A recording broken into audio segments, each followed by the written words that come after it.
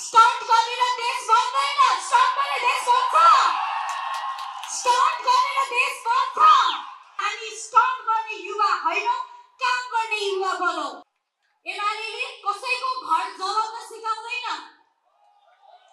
कहीँ कतै लुटपाट गर्नका लागि युवा प्रयोग गर्दैन। धेरैलाई गाह्रो भयो, सकस भयो, सुन्न सकेन, हेर्न सकेन, त्यसपछि जथाभावी आक्रमण गर्न भने निरन्तर प्रयास गरिरहेको छ। तर म यही मञ्चबाट भन्न चाहन्छु, I am unstoppable। थुप्रै आक्रमणहरू खेप्न परेको छ। त्यस्ता आक्रमण तत्त्वहरू सल्बलाइरहेका छन्। उमेरले युवा भएर युवा मानिँदैन, उमेरले मात्र युवा बनिँदैन रहेछ।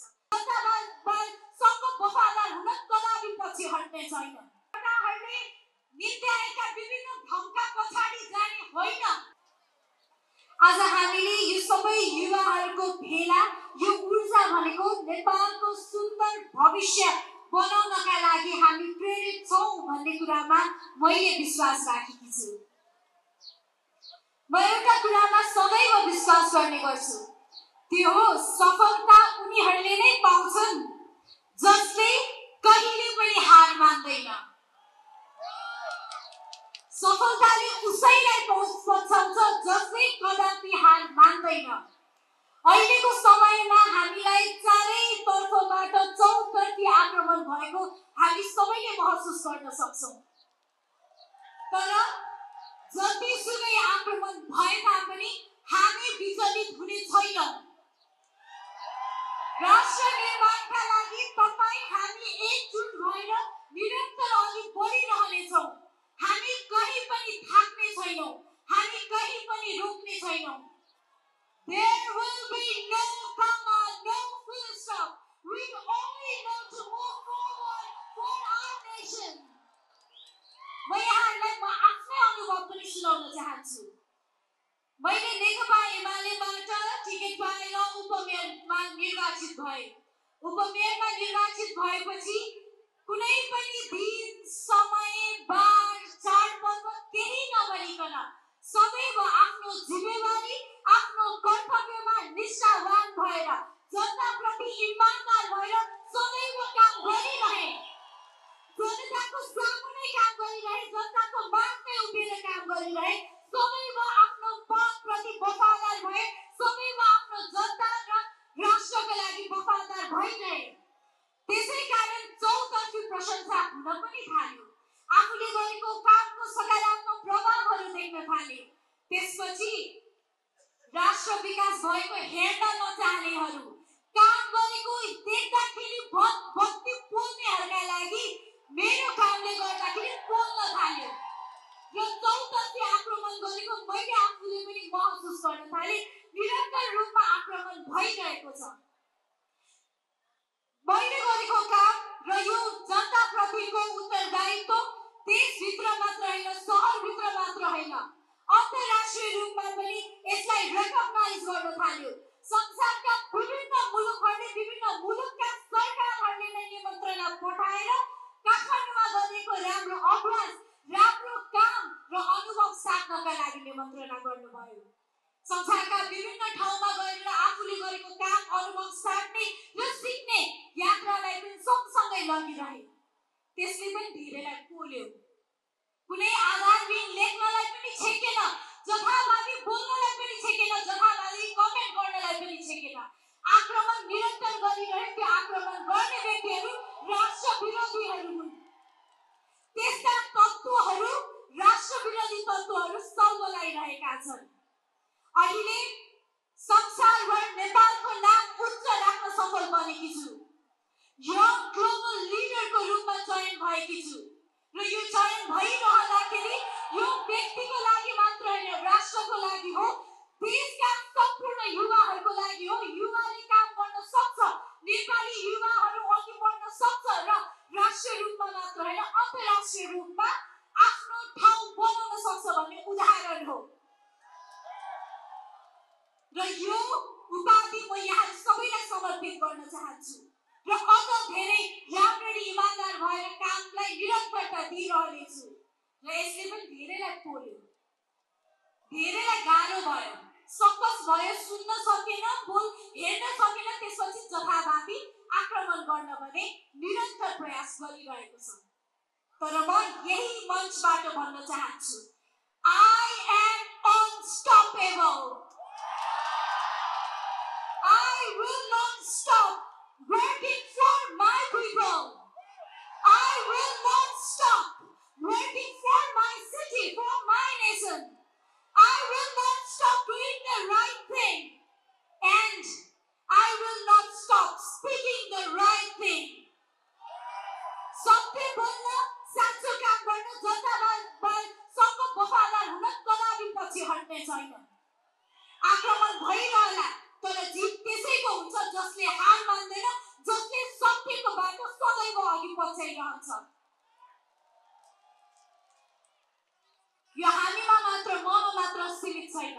पार्टी र त्यसैगरी श्रद्धेय अध्यक्ष सम्माननीय प्रधानमन्त्री केपी शर्मा ओलीज्यू, उहाँले पनि काम गरेकै कारण, राष्ट्रवादी भएकै कारणले गर्दा थुप्रै आक्रमणहरू खेप्न परेको छ। त्यस्ता आक्रमण तत्त्वहरू सल्बलाइरहेका छन् र म स्मरण गर्न चाहन्छु 2072 साल, जुन बेलामा देश भूकम्पका कारण थलथलिएको थियो, अर्थतन्त्र ध्वस्त भएको थियो, विकास निर्माणको काम ठप्प भएको थियो, सम्पदाहरू ढलेका थिए। त्यस्ता समयमा राष्ट्रको लागि काम गर्नुभयो, नेतृत्व दिनुभयो र त्यो समयमा हामीले राजनेता मानेर सम्मान गर्ने त कहाँ हो, झुटो आरोप लगाउने, बदनाम गर्नेतर्फ भने थुप्रै त्यस्ता तत्त्वहरू अघि बढे। तर हामी जस्ता युवाहरू, आजका युगका 21औं शताब्दीका युवा भनेर हामीले भन्छौँ भने हामीले कुनै पनि परिस्थितिलाई बुझ्न जरुरी छ, सत्य के हो भनेर जान्न जरुरी छ। अफवाहको पछाडि फटाहरूले नित्याएका विभिन्न भ्रमका पछाडि जाने होइन, के हो ठीक, के हो बेठिक भनेर छुट्याउन सक्ने क्षमता राख्नु पर्दछ। जे देख्यो त्यही हो, you see and you make perception, यो कदापि हुँदैन। हामी युवाहरू, we see things, we critically think, we critically analyze, and then only we make our perception. कुनै पनि कुरालाई सोच विचार पुर्याउनु भन्दा अगाडि हामी सोच्छौँ, हामी विचार गर्छौँ, सत्य के हो, डेटाले के भन्छ भनेर हेर्छौँ, अध्ययन गर्छौँ, अनि मात्र हामी युवा हुन्छौँ। उमेरले युवा भएर युवा मानिँदैन, उमेरले मात्र युवा बनिँदैन रहेछ। हामी निरन्तर अध्ययनशील हुन्छौँ, सत्यको पछाडि हामी सदैव उभिरहनेछौँ। मैले नेकपा एमालेबाट जब आबद्ध हुने निर्णय गरेँ, धेरैजनाले मलाई के भन्नु भएको थियो म तपाईहरुलाई सुनाउन चाहन्छु। धेरैजनाले मलाई निरुत्साहित पनि गर्नुभयो, धेरैजनाले भन्नुभयो यो पार्टीमा युवाको लागि ठाउँ छ, यहाँ क्षमतावान मान्छेहरू छैन, अब जीवन बिगार्यो, राम्ररी कमाइ धमाइ गरिरहेको, इज्जत कमाइरहेको, काम गरिरहेको मान्छे बेकारमा राजनीतिमा गएर, पार्टीमा गएर जीवन बिगार्यो भनेर धेरैले मलाई अनेकन भ्रम छर्ने मात्र होइन, मलाई भड्काउन लागि निरन्तर प्रयास पनि गर्नुभयो। अनि मैले आफ्नो विश्वासमा अडिग रहेर उहाँहरूलाई भने, म भर्खरैको युवा हुँ, म भर्खरै राजनीतिमा आफ्नो पाइला चालिरहेको छु, मैले इतिहास बुझेको छु, इतिहास अध्ययन गरेको छु। एमाले थोरै समयको लागि सरकारमा गएको छ, पार्टीहरूलाई कम्पेयर गर्ने हो भने थोरै समयमा सरकारमा गए पनि थुप्रै राष्ट्र विकास, राष्ट्र निर्माण, राष्ट्रवादीका कामहरू गरेका छन्। त्यसकारण म एमालेमा छु।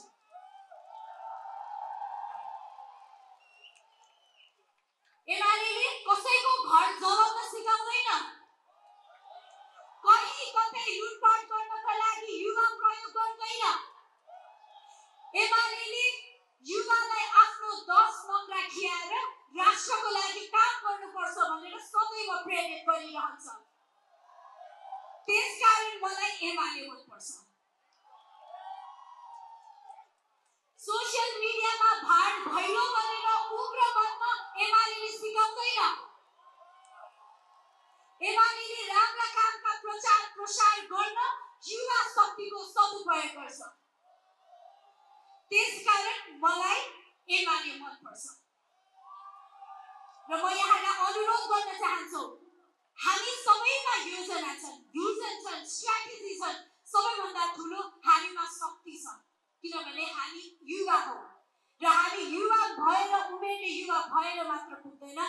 अबको आवश्यकता हो सक्षम युवाको, असल युवाको, इमानदारी युवाको, जिम्मेवार युवाको र राष्ट्रवादी युवाको र देशका लागि केही गर्छु भनेर फुटी भएको युवाको आवश्यकता छ।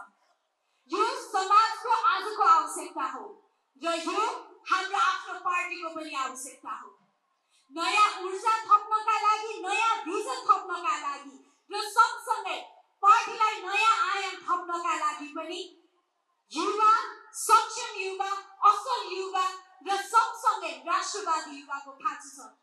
त्यसकारण यही मञ्चबाट म यहाँ सम्पूर्ण युवाहरूलाई आह्वान गर्न चाहन्छु, आउनुहोस् हातेमालो गरौँ, आउनुहोस् देश निर्माणका लागि सँगसँगै जुटौँ, आउनुहोस् हामी एकजुट बनौँ, हामीले राम्रो गर्न सक्छ भने उदाहरण गरौँ, आउनुहोस् सबै कुरा त्यागेर हामीले देशका अघि सार्नका लागि अघि बढौँ र यसका लागि राजनीति नै गर्नुपर्छ भन्ने छैन है। यसका लागि तपाईँ हामी जुन ठाउँमा छौँ, तपाईँ हामी जुन पेसामा छौँ, जुन क्षेत्रमा छौँ, त्यही क्षेत्रबाट असल भएर देशलाई योगदान पुर्याउने समय हो। आफ्नो प्रोफेसनबाट देशलाई अघि बढाउने समय हो। त्यसकारण we not just live in the history, हामी इतिहासमा मात्र जिउँदैनौँ, we write the history and it's the right time to write the history in a glorious way. देशको स्वर्णिम इतिहास कोर्ने अब तपाईँ हामीमा अभिभान आएको छ। त्यसका लागि आँट गरौँ, त्यसका लागि सपना देखौँ र त्यसलाई पुरा पनि गरौँ। जसले आँट गर्छ, सपना देख्छ, त्यसैले पुरा गर्ने हो। र हाम्रो party we work for people, we don't work for short-term results, we work for long-term impact because we follow the vision, we don't follow the trend. हल्लाको पछि हामी लाग्दैनौँ र धेरैजनाले अहिले हामीले देख्छौँ, धेरैजनाले स्टन्ट गर्नुहुन्छ, बोल्नुहुन्छ, पपुलर बन्नुहुन्छ, अनि पपुलिस्ट भएर नै देश बन्छ जस्तो पनि लाग्छ, अरूलाई गाली गरेर मात्र देश बन्छ जस्तो लाग्छ।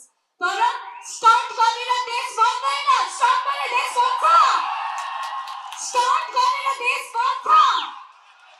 देश बनाउने हो भने योजना अनुरूप काम गर्नुपर्छ, काममा इमानदारीता हुनुपर्छ। त्यसकारण हामी स्टन्ट गर्ने युवा होइनौँ, काम गर्ने युवा बनौँ। त्यसकारण हामी अराजक युवा होइनौँ, अनुशासित युवा बनौँ। And let's not be the complainer only, let's be the solution maker.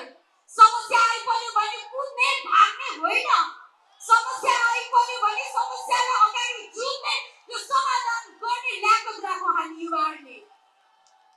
Our country needs us. यो देशलाई हामी युवा, सक्षम युवाको खाँचो छ, यो देशलाई असल युवाको खाँचो छ। तो दे या त देखियो खसा छिप्पी